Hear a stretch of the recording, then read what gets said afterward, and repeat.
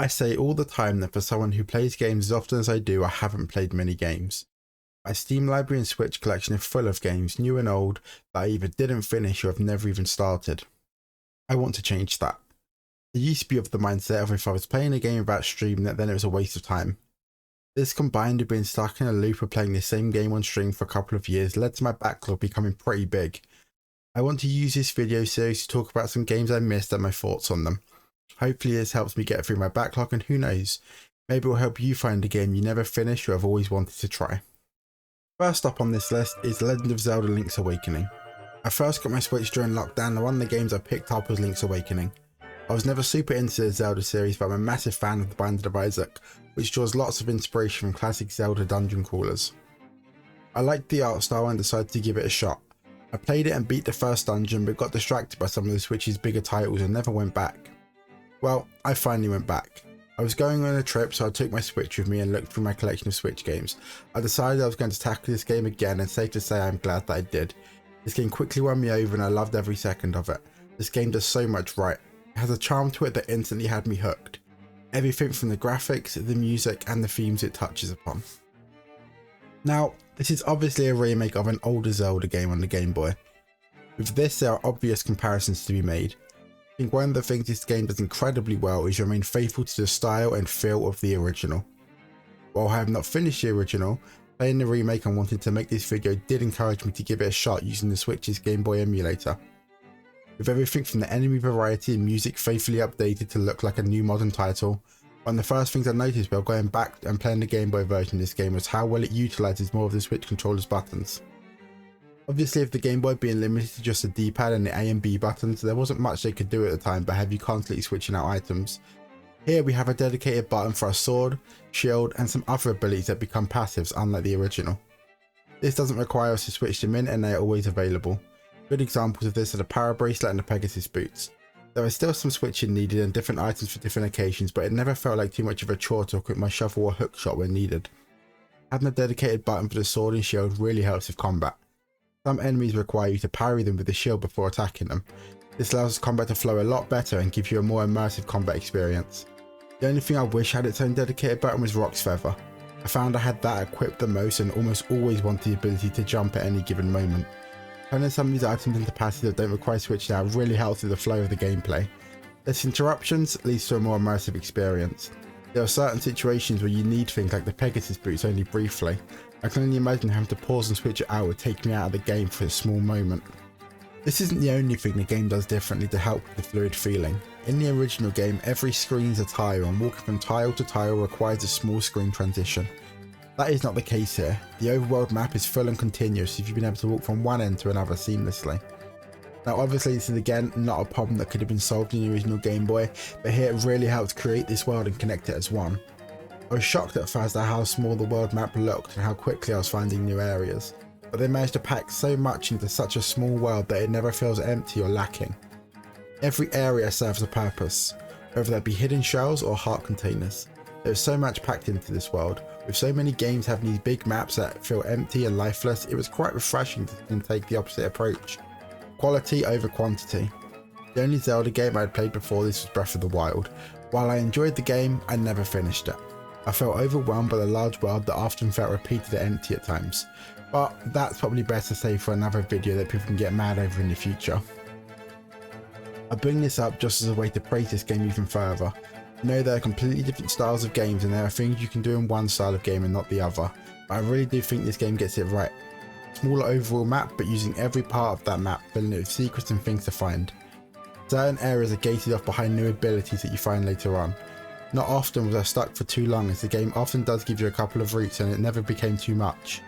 You progress and hit roadblocks, leaving you questioning how to progress. So you go explore elsewhere and find new items that encourage you to go back to those old roadblocks and try a new approach. This open map allows the new art style to really shine. I love the direction they chose to take the art style for this game. I understand some people might be upset they didn't take a different route and chose to fully update the look of the game, but the toy-like look they gave to characters is once again the perfect homage to the original game, but also bringing it into the modern day. You get a mix of camera angles here that all blend together perfectly, be it classic Zelda top-down action with a mix of side-scrolling sections.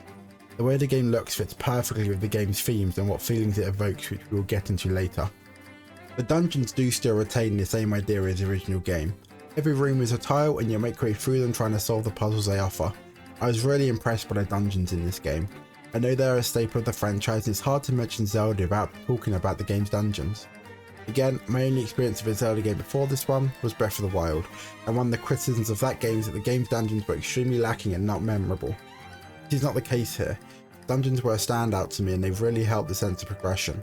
They get more and more difficult over time. They had the ability to make you feel incredibly smart and incredibly dumb.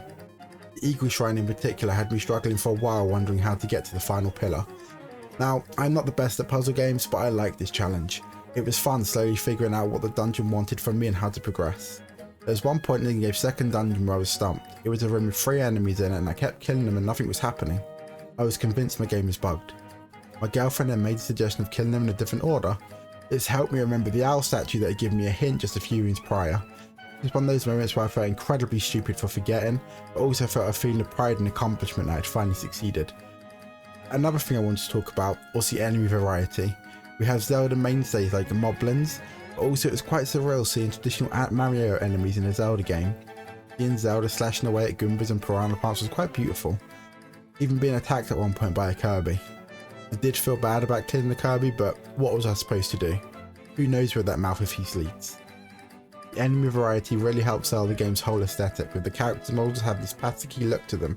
It really helped create the idea that this world was magical and almost something you expect a child to create in their mind and play with toys.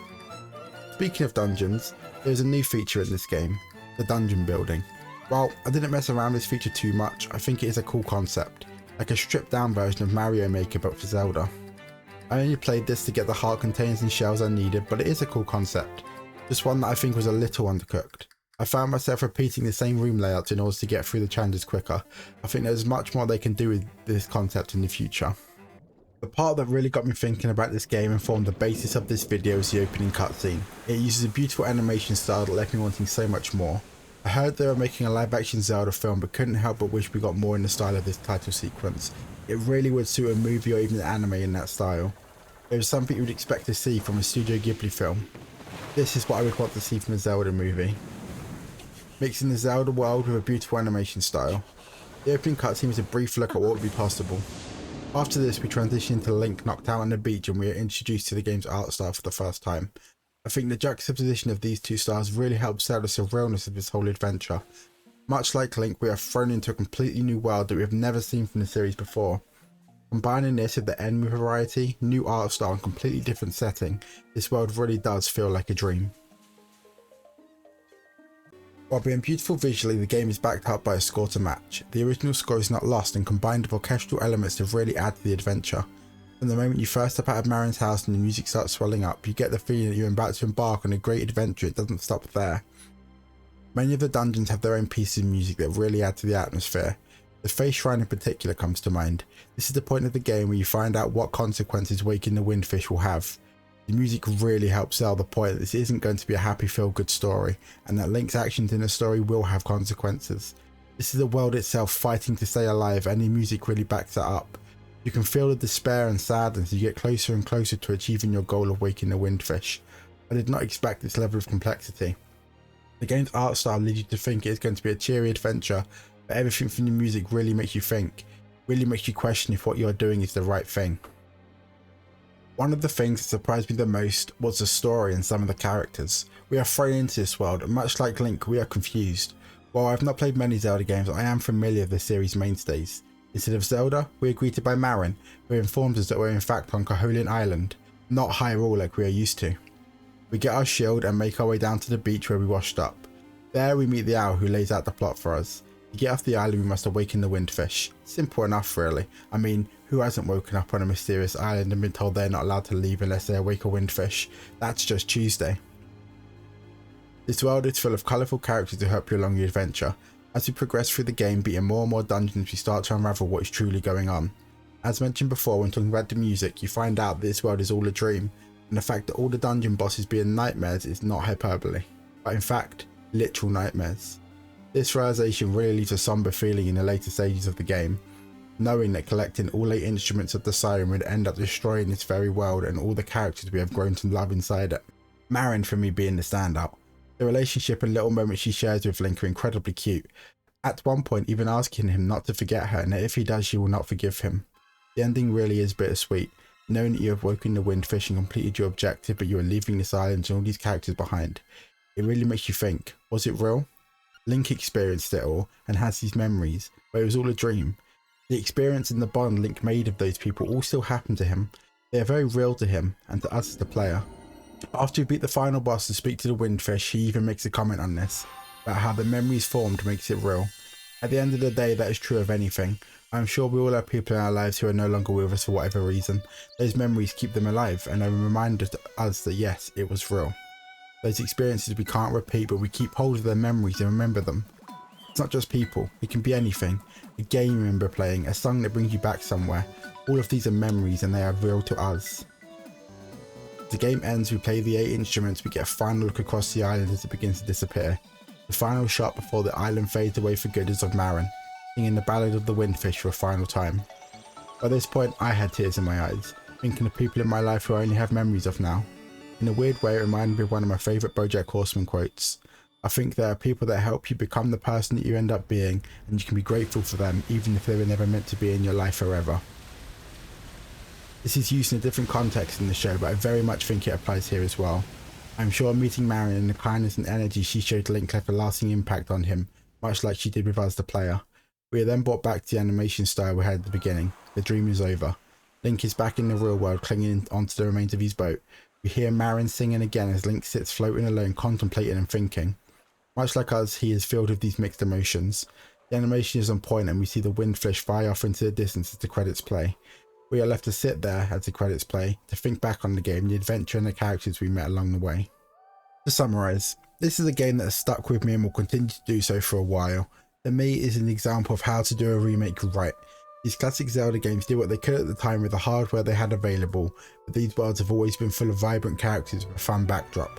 We see games nowadays being remastered after a couple of years for each new console release. This is just greed and not needed. Games like The Last of Us 2 are not even 4 years old and have already been announced for a remaster. Even Nintendo themselves have not covered themselves in glory when it comes to re-releasing old games, with Super Mario 3D All-Stars being a standout in what not to do. Link's Awakening stands on the opposite end of the spectrum as the gold standard of how to bring one of these retro classics into the modern day. When I first started this game I expected a fun little adventure that would get me through some downtime at the airport and I would have fun. I never expected the game to make me think as much as it did. It's been a few weeks now since I finished it and it's still with me. If you have this game laying around, I recommend it. I did beat most of the game, only missing out on completing the game without dying in some of the dungeon maker levels. It'd be unfair of me to finish this off without mentioning some of the thoughts I found in the game. Certain areas do have some pretty nasty frame drop that should not be overlooked, and the dungeon crafting is a little underwhelming for me. If you're okay with this sort of stuff, then I highly recommend the game. Whether you played the original or not, I recommend giving this game a shot. I really hope to see more traditional top-down Zelda and not just remakes. I know Breath of the Wild and Tears of the Kingdom are hugely popular, but there is space for a more classic Zelda game. Mario Wonder is a prime example of this. For years people were sick of the new Super Mario games, with some people even questioning if 2D Mario is stale and a thing of the past. There is a space in the Switch's library for newer and more classic Zelda titles. For me, this is the best Zelda game the Switch has to offer. I know many people will disagree, but that's okay. We are all allowed our own opinions. Let me know what games you want to hear my thoughts on next. With plenty of games I've not played, I'm sure there are plenty more of these to come. If you did enjoy the video, please like and subscribe for the next one. Also come check out my Twitch channel where we play all different kinds of games. Link is in the description below. See what I did there? Peace out.